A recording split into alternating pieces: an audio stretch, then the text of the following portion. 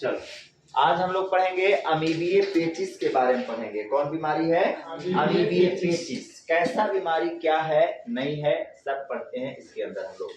चलिए, अमीबिये पेचिस यह एक बीमारी का नाम है जो कि प्रोटोजोआ के द्वारा फैलता है। किसके द्वारा फैलता है? प्रोटोजोआ के द्वारा फैलता है। अमीबिये पेचिस किसके द्वारा फैलेगा? प्रोटोजोआ के द्वारा फैलता है। तो अमीबिये पेचिस का पैथोजेन कौन है? पैथोजेन का मतलब रोगजनक। पैथोजेन का मतलब क्या होता है जी? रोगजनक। इस बीमारी को जन्म कौन देता है? इस बीमारी को बोले तो पैथोजेन कौन है, बोले तो इसके रोगजनक कौन है। तो इसके अगर रोगजनक की बात करें तो कौन हो जाएगा? एंटा अमीबिये हिस्टोलिटिका। क्या हो जाएगा? एंटा अमीबिये हिस्टोलिटिका प्रोटोजोआ। नाम एकदम याद में रखना होगा। इसके यही सब पूछते हैं, पैथोजेन पूछेंगे, वेक्टर पूछेंगे, या ज्यादा से ज्यादा इफेक्टिव ऑर्गन पूछेगा। और इसके लक्षण नहीं पूछते हैं, एक को जो पर्सनली लक्षण है वही लक्षण पूछेगा। ज्यादा लक्षण इसके अंतर्गत नहीं पूछता है, क्योंकि लक्षण जो होते हैं सब बीमारियों का कुछ ना कुछ लक्षण ऐसे होता है जो यूनिवर्सल होता है, सब में होता है, समझे। तो इसका इम्पोर्टेंट होता है पैथोजेन। इसका बीमारी को कौन जन्म दे रहा है।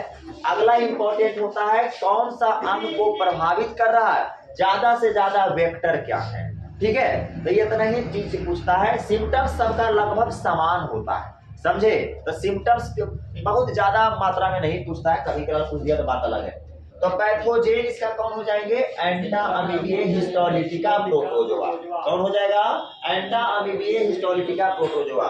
इसकी वेक्टर की बात करें, वाहक की बात करें कि बताइए इस एंटा अमीबिये पेचिस को लाने वाले हमारे जो प्रभावी है, जो जीव प्रभावी है, उसे क्या कहते हैं? तो उसे घरेलू मक्खी कहते हैं। घरेलू मक्खी को क्या कहा जाता है? House fly. क्या कहा जाता है? हाउस फ्लाई का मतलब होता है घरेलू मक्खी। घरेलू मक्खी के द्वारा यह बीमारी आता है। ट्रांसमिशन का मतलब होता है संचरण। कहां से एंटा अमीबा हिस्टोलिटिका का संचरण होता है? मतलब संचरण का मतलब आता है, कहां से ये आता है? तो आने वाला जगह होता है कॉन्टामिनेटेड वाटर एंड फूड। प्रदूषित हमारा क्या? पानी, और प्रदूषित क्या? भोजन। प्रदूषित पानी और प्रदूषित भोजन से हमारा क्या आते हैं जी? हमारा एंटा अमीबिये हिस्टोलिटिका आते हैं। जहां भी जमावड़ा है, जैसे कि ये जमावड़ा है गंदे पानियों का, तो गंदे पानियों का जमावड़ा में कौन पनपेंगे? एंटा अमीबा हिस्टोलिटिका पनप जाते हैं। उसके बाद वहां घरेलू मक्खी गया, पानी पीने के लोभ से गया, हो सकता है वहां का वातावरण कुलित हो, उस ठंडा हवा को लेने के लिए गया, लेकिन जब वहां पे इस गंदे पानियों पे बैठा तो इसके पैर में एंटा अमीबा हिस्टोलिटिका लटक गया।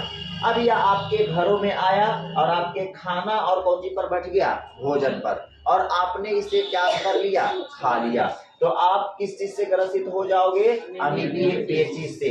और देखो, अब खाने और पीने से प्रॉब्लम हुआ है, मतलब प्रभावित जो अंग होगा हमारे शरीर के अंदर, कौन सा अंग प्रभावित करेगा? Digestive system. अब जाहिर सी बात है, अब ये ऐसा काम ही किया कि प्रभावित अंग किसको करेगा? डाइजेस्टिव सिस्टम को। डाइजेस्टिव सिस्टम बोले तो पाचन तंत्र को। पाचन तंत्र को प्रभावित कौन करता है? एंटा अमीबिये हिस्टोलिटिका। कौन करेगा? एंटा अमीबिये हिस्टोलिटिका हमारा किसका करता है? हमारा अमीबिये पेचिस को, अमीबिये पेचिस जैसे खतरनाक बीमारियों को लाता है। चलिए, अब इसके सिम्टम्स क्या है, इसके लक्षण क्या है? तो इसका लक्षण है कि आपके सबसे पहले ये जो स्टोमेच है, स्टोमेच का मतलब क्या हो जाएगा? इसके जो अमाशय हैं, अमाशय में आपके क्या रहेंगे? दर्द रहेंगे। अमाशय में आपके क्या रहेंगे? दर्द रहेंगे। या पेट में किस प्रकार से रहेगा? आपके पेट में क्या रहेंगे जी? दर्द जैसा रहेगा, जलन जैसा होगा, आपके पेट लाल जैसे हो जाएंगे। समझे बातों को।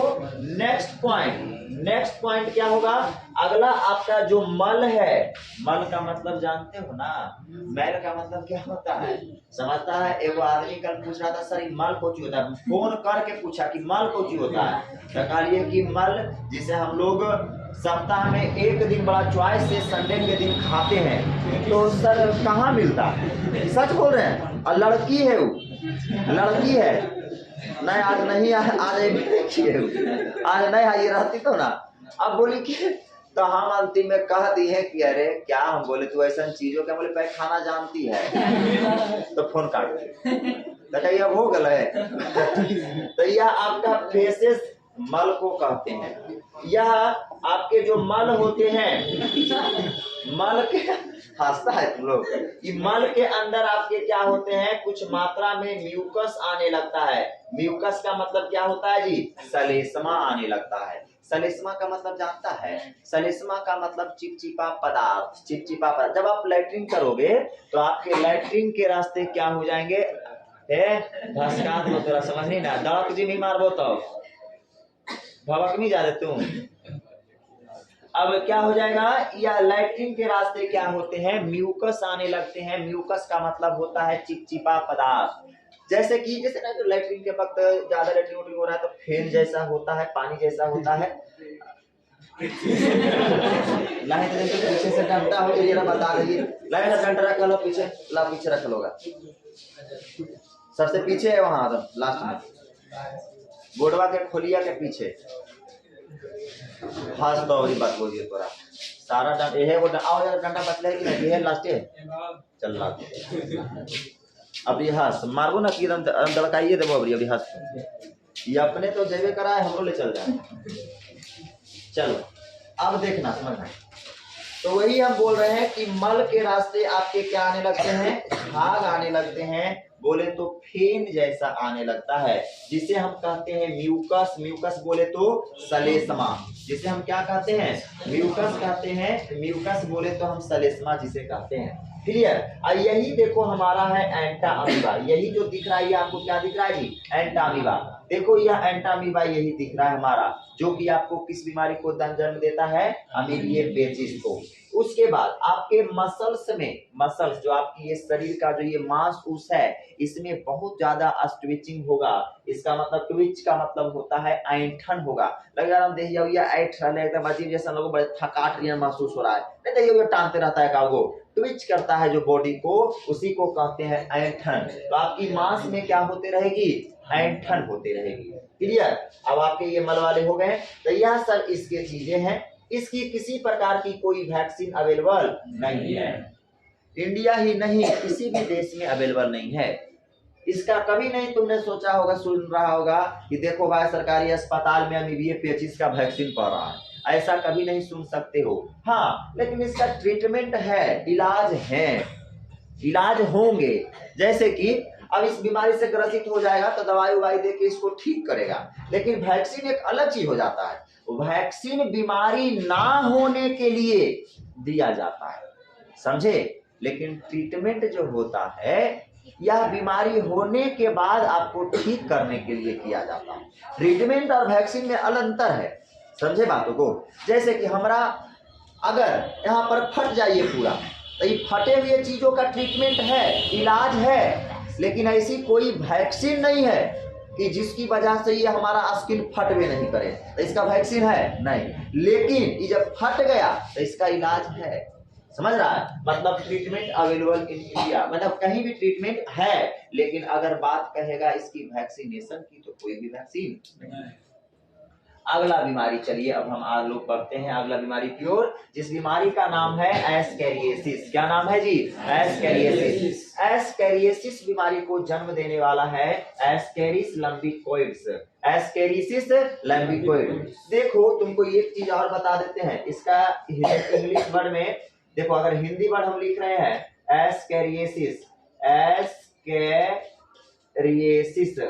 रिएसिस, और यह क्या है जी, लंबिकोइड्स, लंबिकोइड्स, लंबिकोइड्स।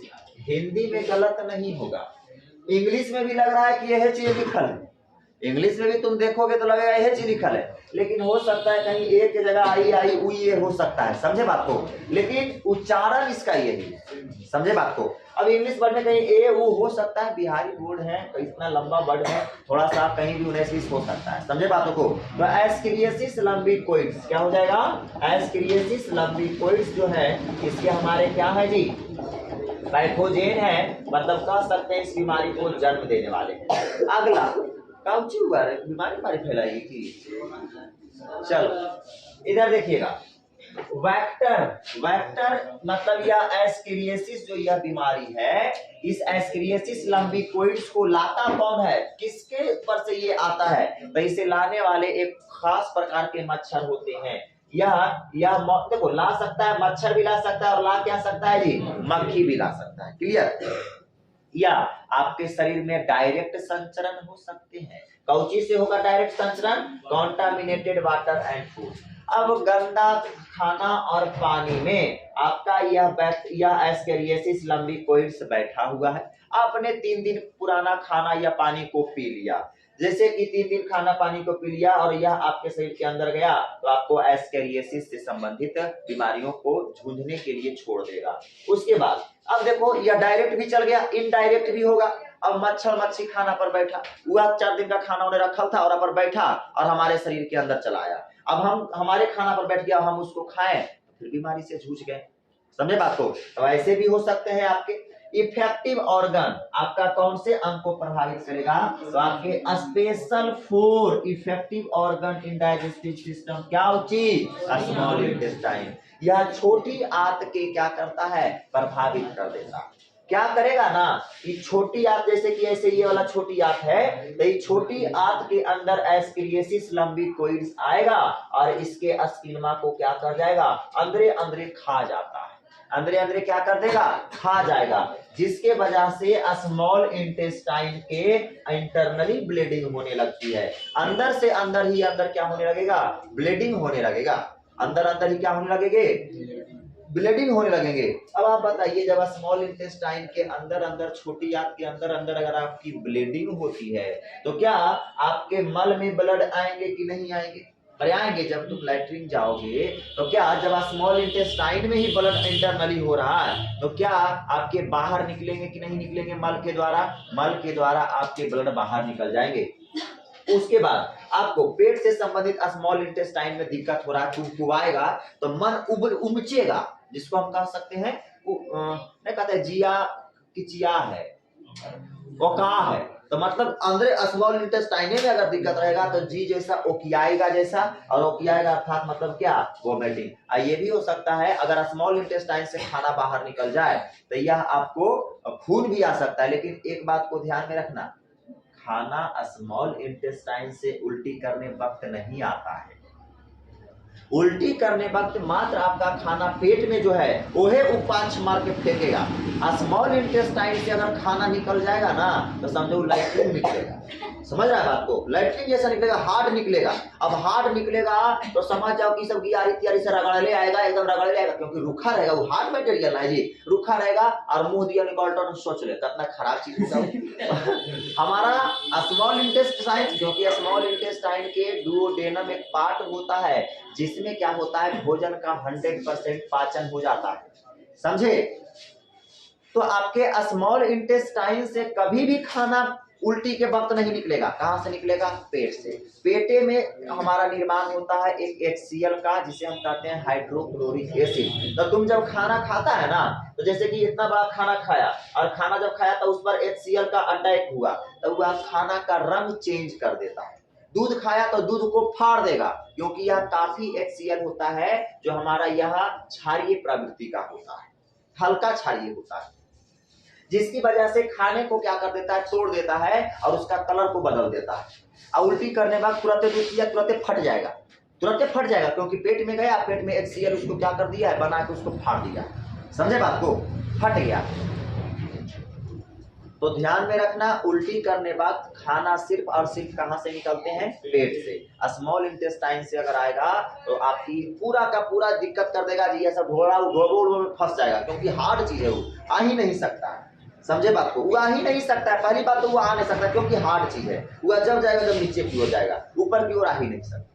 अगर ऊपर की ओर आ जाएगा तो तुम मर जाओगे, इतना जान लो। यहाँ पे अगर ढोलक फंस जाएगा, सांस लेने की वजह से मौत हो जाएगी। समझे बात को? आ ही नहीं सकता, पेट से आएगा क्योंकि पेट में खाना का संपूर्ण तरीके से डाइजेशन नहीं होता है, मतलब कह सकते हैं कठोर नहीं होता है। वह एक नॉर्मल होता है, सॉफ्ट होता है, पानी के रूप में निकल जाता है। अरे 2-3 बार पनीर उल्टी करते हैं से तो यह छिला जाता है पूरा, ये सब्जी दर्द देता है पूरा। अब सोचो हर चीज एक बार भी आ जाएगा तो कितना छिलाएगा। तो ध्यान में रखना, पेट के द्वारा उल्टी होता है, ठीक है? पेट से उल्टी होता है।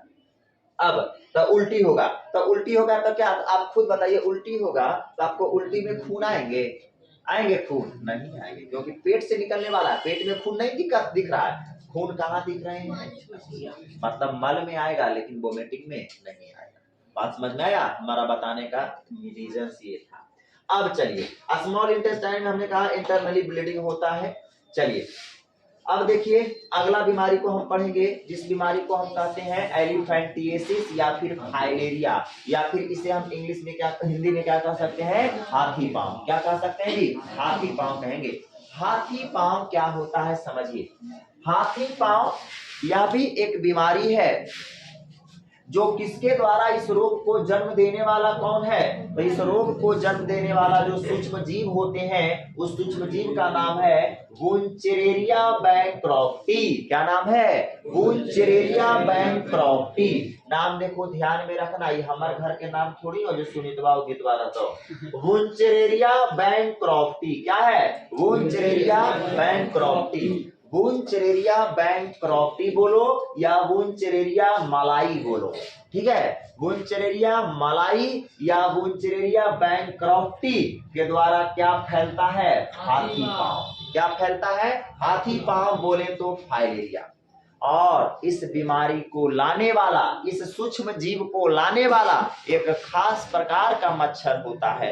मच्छर की भी बहुत प्रजातियां होती है, और वह मच्छर की प्रजातियां आपकी क्यूलेक्स मॉस्किटो होता है। क्या होता है? Culex mosquito. देखिए हिंदी में क्यूलेक्स मच्छर एकदम सही लिखल हो, और संभावना भी व्यक्त हो रहा है कि यह भी क्यूलेक्स सही लिखल नहीं लग रहा है, लेकिन अगर देखोगे तो हो सकता है मे बी चांस या एकाओ बट 19-20 हो सकता है क्यू के जगह कुछ और दे दे। समझे बात को? हमारा तो भरोसा तहिए टूट गया जहिया हमारा पता चला कि निमोनिया को पी से डिनोट करते हैं, सबसे पहला लेटर पी से होता है, तहिए हमारा इंग्लिश पर से भरोसा उठ गया। समझ रहा कि कुछ भी हो सकता है, नहीं होता है, बताए थे ना जी। चलो क्यूलेक्स मॉस्किटो, क्यूलेक्स मॉस्किटो के द्वारा हमारा कौन सा मच्छर का आयात हो, तो किसका, कौन से सूक्ष्मजीव का आयात होता है? वुंचेरेरिया बैंक्रॉफ्टी। किसका होता है? वुंचेरेरिया बैंक्रॉफ्टी का होता है। अब इससे ऑर्गन इफेक्टिव कौन होते हैं? तो ऑर्गन इन्फेक्टिक होता है लिम्फेटिक डक्ट। कौन होते हैं जी? Lymphatic duct. कौन होता है? Lymphatic duct. कौन होगा? Lymphatic duct. लिम्फेटिक डक्ट क्या है हम आपको बताने वाले हैं कुछ पल में। अभी इसके कुछ सिम्टम्स को जानते हैं कि जब हाथी पांव होते हैं तो दिक्कत क्या होंगे। हाथी पांव होंगे तो आज का सिम्टम्स हो जाएगा कि आपका शरीर क्या हो जाएगा? फूल जाएगा। यहाँ तक आपके जनन अंग भी फूल जाएंगे। लड़कों में ज्यादा होता है, लड़कियों में कम होता है। लड़के के जननांग क्या होते हैं? फूल जाते हैं। जनन अंग का मतलब क्या होता है? Genital organ. क्या हो जाएगा? Genital organ. इसका किसी प्रकार का कोई वैक्सीन अवेलेबल नहीं है, लेकिन इलाज है। कभी भी हाथी पांव का नहीं सुना होगा, टीका पड़ रहा है, लेकिन इलाज है। लेकिन एक बात ध्यान में रखना, इलाज तो है लेकिन उपचार अच्छा वाला नहीं है। इलाज लोग कराते हैं, तोरा की लग रहा है कि बाल वाला उपचार नहीं है? तुम खाली डॉक्टर के पास जाओ, कहो ना कि बाल कवड़ रहा है, 56 उपचार बताएगा। देखो ना, अभी 4 दिन पहले तो देवे के लिए पूरा हरिया गया हमारे बगल में एकदम बलिया एकदम। तू लगाहो ना, कहो कि कोई डॉक्टर के पास गलिया और ऐसा बात फेंक दो ना कि फट से ले ले, और लगा रहा ने 2 महीना तक लगाए ना। ट्रीटमेंट तो तुम करा रहा है लेकिन उसका रिजल्ट कुछ नहीं दिख रहा है। वही चीज इसमें भी है, ट्रीटमेंट इसके हैं, तुम जाओ ना कि फाइलेरिया है जिसका इलाज कीजिए, हाँ बिल्कुल होगा, इसका हम उपचार करते हैं, थोड़ी दवाई नहीं देगा, दवाई देगा, सुई देगा, कहेगा आते भी रहिए, मिलते रहिए, पैसा देते जाइए, लेकिन ये मेरा ठीक नहीं हो जा रहा, मन में सोचेगा वो, जाओगे ट्रीटमेंट करेगा लेकिन इलाज इसका नहीं होगा। अगर ऐसा रहता तो गांव में हाथी पांव नहीं होता। आप गांव में देखे होंगे कि हर एक गांव में हमको ऐसा लगता है कि इक्का दुक्का देखने को मिलता है। क्या कौन सी बोला हम 4-5 हो तो तोर गाँव में जरी बच के रहिए बुझ रही समझने, अब मच्छर उच्छर से जैसे दूर रहिए अगल बगल से जरी, तो गुंचरेरिया ब्रैंड को बैंक क्रॉप्टी के द्वारा यह फैलता है। अब जनन अंग भी क्या होते हैं आपके, फूल जाते हैं। तो देखो पैर इसके कुछ इस प्रकार से दिखने लगते हैं जी, इस प्रकार से फूल जाते हैं पैर आपके, पैर आपका फूल के आपका तुम्बा जैसा हो जाता है।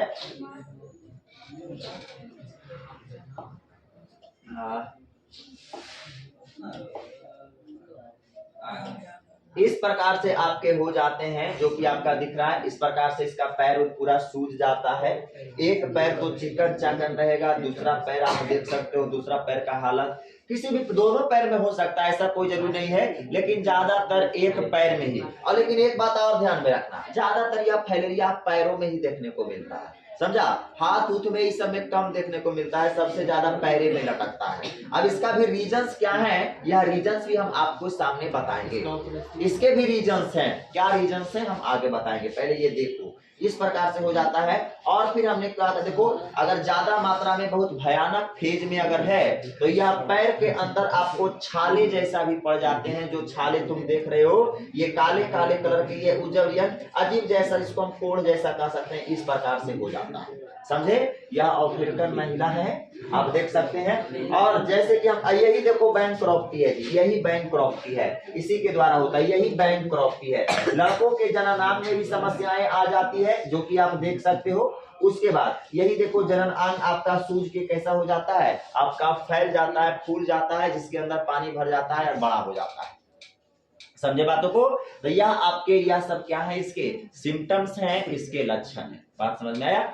चलो, अब रोग बीमारी हो तो देखे में रोग कभी अच्छा लगता है, रोग तो कुछ हमेशा हमेशा खराबे लगता है। जई सुख आदमी के नहीं हो कुछ रोग अगर होल हो ना तो ऐसा देहियो कर लेते उनके देखे में अजीब रियल लगते, समझ रहे हैं। तो अब ये सब बता, ये सब तो रियल में ये फिगर है, क्लियर।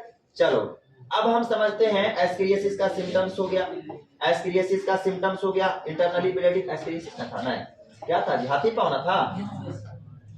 देखो क्या होता है, समझिएगा इस रीजन को आपको हम बताने वाले हैं। ये देखिए, आपको पता होना चाहिए कि हमारे शरीर के अंदर 2 प्रकार की वेसल्स है।